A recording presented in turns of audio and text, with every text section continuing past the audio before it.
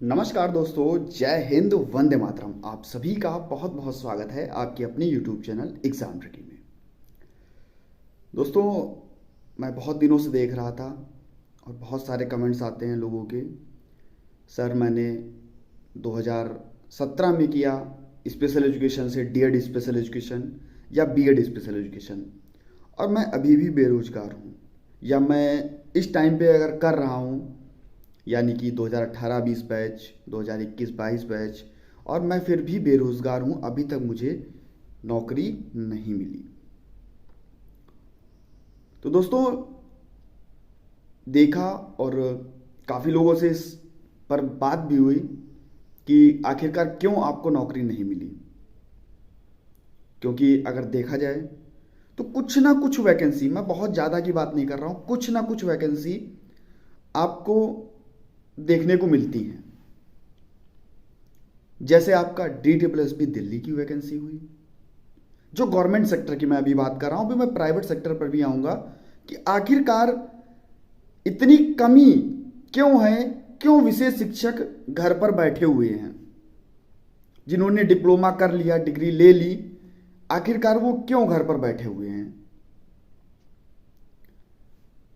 तो दोस्तों, बहुत सारी वैकेंसीज, जैसे DSSB हुआ, अभी पिछले वर्ष रीट में ही आपकी 500 प्राइमरी की और 500 आपकी आई थी 6 to 8 लेवल की। फिर से रीट में वैकेंसीज आई, लगभग 1800 के करीब में आपको देखने को मिली प्राइमरी लेवल पे। और अभी कुछ नई वैकेंसीज भी आ रही हैं। केंद्रीय विद्यालय में लगभग प्रत्येक केंद्रीय विद्यालय में एक एक वैकेंसी जो है वो संविदा के आधार पर भरी जा रही है। तो इतनी वैकेंसीज अभी इस टाइम पर देखने को मिल रही हैं। इसके लिए एक संगठन, नासेब संगठन, में बहुत बहुत धन्यवाद देना चाहता हूं कि उनके द्वारा ऐसा सराहनीय कार्य किया गया। जो ये इस स्तर पर वैकेंसीज आ रही हैं, ये सब उनकी ही देन है। मैं इस बात को मानता हूं, बहुत अच्छा कार्य। अब अगर हम बात करें कि भैया प्राइवेट सेक्टर में या स्पेशल एजुकेटर जो हैं वो घर में बैठे क्यों रहते हैं, क्यों उनको नौकरी नहीं मिल पाती। देखिए, जो छात्र, जो हमारे भाई बहन गवर्नमेंट जॉब में लग गए, बहुत अच्छी बात है। वैकेंसीज कम आती हैं लेकिन आती हैं, आने लगी हैं, धीरे धीरे और भी आएंगी गवर्नमेंट सेक्टर की। और अगर हम प्राइवेट में बात कर लें तो प्राइवेट में भैया प्रत्येक शहर में डीएड स्पेशल एजुकेशन के कॉलेज चलते हैं। ये आपको पता है, हमको पता है, सबको पता है। लिस्ट भी आपको पता है। आरसीआई की वेबसाइट पर आप जाएंगे, आपको लिस्ट भी मिल जाएगी। और आरसीआई के नॉर्म्स में यह भी कहा गया है कि जितने भी डीएड स्पेशल एजुकेशन के कॉलेज चल रहे हैं, जहां पर डीएड कराया जा रहा है, बीएड कराया जा रहा है, सभी जगह पर स्पेशल बच्चों को बुलाया जाएगा, उनको शिक्षा दी जाएगी। यानी कि अगर एक ट्रेड चल रही है डीएड स्पेशल एजुकेशन की, मान लीजिए कि आईडीडी की ट्रेड चल रही है उस कॉलेज में, केवल एक ट्रेड, तो कितनी क्लासेस हुई? Pre primary, primary, secondary, pre vocational और वोकेशनल। लगभग 5 क्लासेस आपको देखने को मिली, और एक टीचर पर 10 बच्चे प्राइमरी लेवल में। आपने नॉर्म्स देख लिए हैं, भारत के राजपत्र में लिखा हुआ है साफ साफ। बहुत सारे ऐसे एनजीओज हैं जहां पर स्पेशल बच्चे पढ़ रहे हैं, चाहे वो आपका क्रिएटिव माइंड हो, चाहे वो आपका मॉम्स ब्रीफ हो। तो ऐसे और बहुत सारे ऐसे एनजीओज भी हैं जिनका बहुत ज्यादा नाम तो नहीं, लेकिन वहां पर भी सेशंस चलते हैं। तब भी जिसने विशेष शिक्षा से डीएड स्पेशल एजुकेशन कर रखा है वो भी घर में बैठा हुआ है। कारण क्या है? कारण एक ही है दोस्तों, सभी को बताना चाहूंगा। आप डिप्लोमा करते हैं, आप डिग्री लेते हैं, लेकिन कहां पर? घर में बैठ करके। एक बात खराब लगी होगी, क्योंकि मैंने देखा है, मोस्टली लोगों को मैंने देखा है, 90% स्टूडेंट्स को मैंने देखा है, सर मैंने एडमिशन मैं हूं हरियाणा का, मैं हूं राजस्थान का, मैं हूं दिल्ली का, मैं हूं यूपी का, लेकिन अपने राज्य से बाहर एडमिशन ले लिया है, घर से बहुत ज्यादा दूर कॉलेज है, इसलिए मैं कॉलेज नहीं जा पाता हूं। भैया अगर आप कॉलेज नहीं जाओगे तो आपको वो 2 वर्षों का एक्सपीरियंस कैसे मिलेगा जो आप डीएड स्पेशल एजुकेशन करके उन बच्चों के साथ रह करके गेन करोगे। वो जो प्रैक्टिकल बच्चों को सिखाने के तरीके, मान लीजिए कि आपने D Ed special education hearing impairment से किया है या विजुअल इंपेयरमेंट से किया है, यानी कि श्रवण बाधित बच्चों को पढ़ाने के लिए और दृष्टिबाधित बच्चों को पढ़ाने के लिए, साथ ही साथ आपने बौद्धिक अक्षम बच्चों को पढ़ाने के लिए। तो अगर आपको पता ही नहीं है, अगर आपने बच्चों की तकलीफों को महसूस ही नहीं किया है, तो आप उनको कैसे पढ़ा पाओगे? और अगर आप कॉलेज जाते ही नहीं हो तो आपको वहां से शिक्षा कैसे मिलेगी? क्या आपकी नौकरी लगेगी?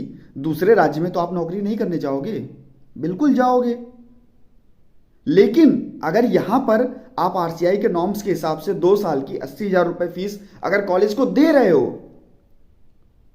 तो वहां पर रह करके जा करके शिक्षा क्यों नहीं लेते?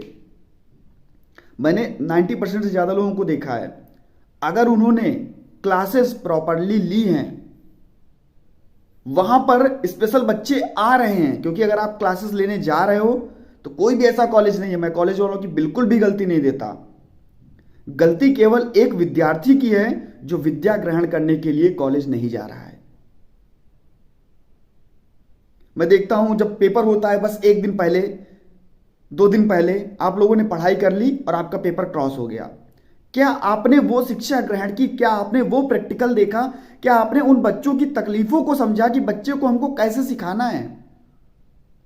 आपने 2 साल बिल्कुल भी कुछ नहीं किया, हियरिंग इंपेयरमेंट से कोर्स कर लिया और आप बैठे हैं।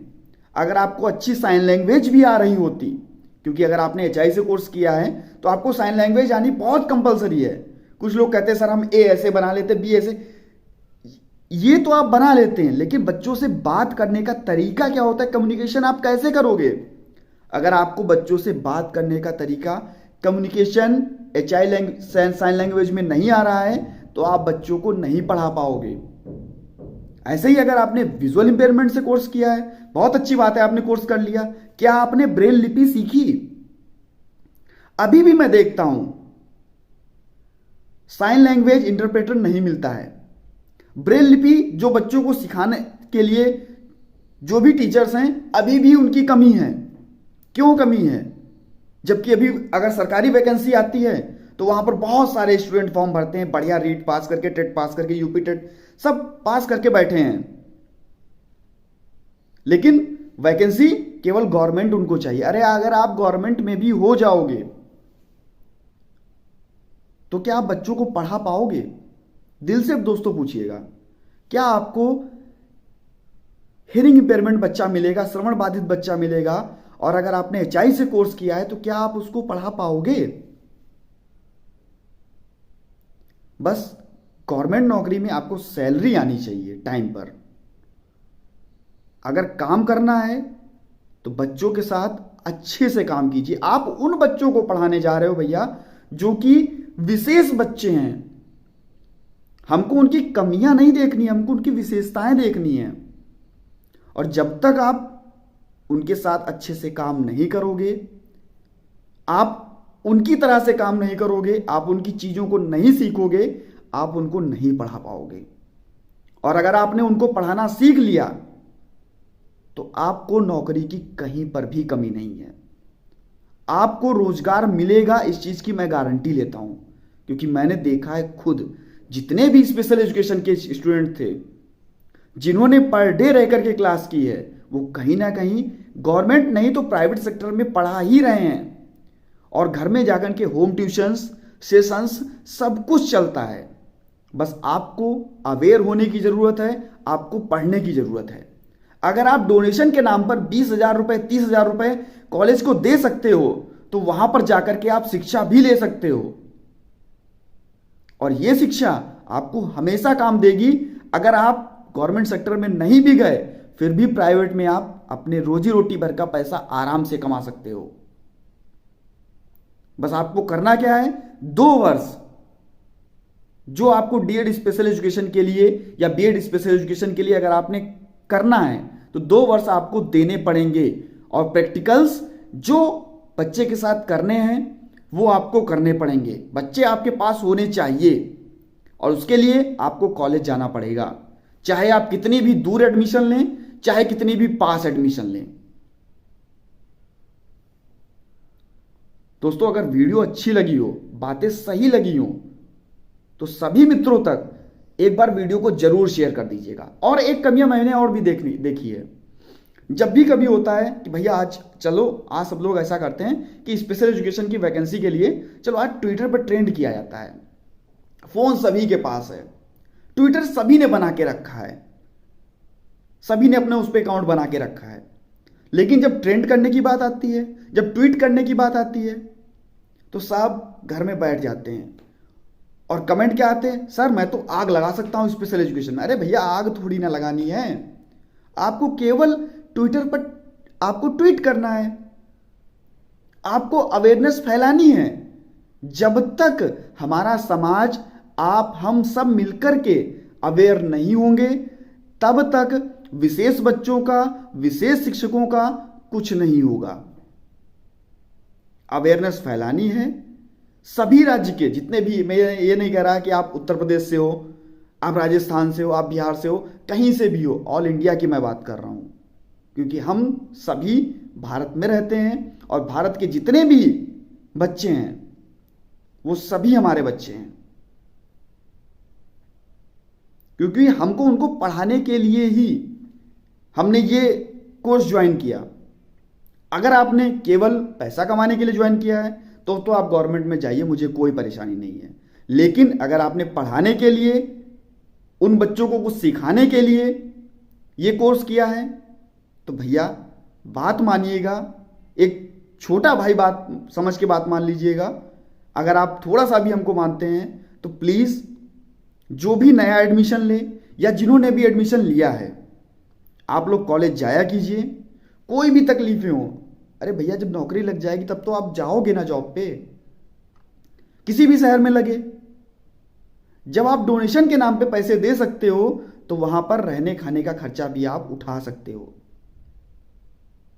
थोड़ी तकलीफ होगी लेकिन आपको उतना सीखने को मिल जाएगा। अगर आपने पैसे को अहमियत नहीं दी तो 2 साल के लिए आपको उतना सीखने को मिल जाएगा कि जो वो पैसे आपने 2 साल में खत्म किए हैं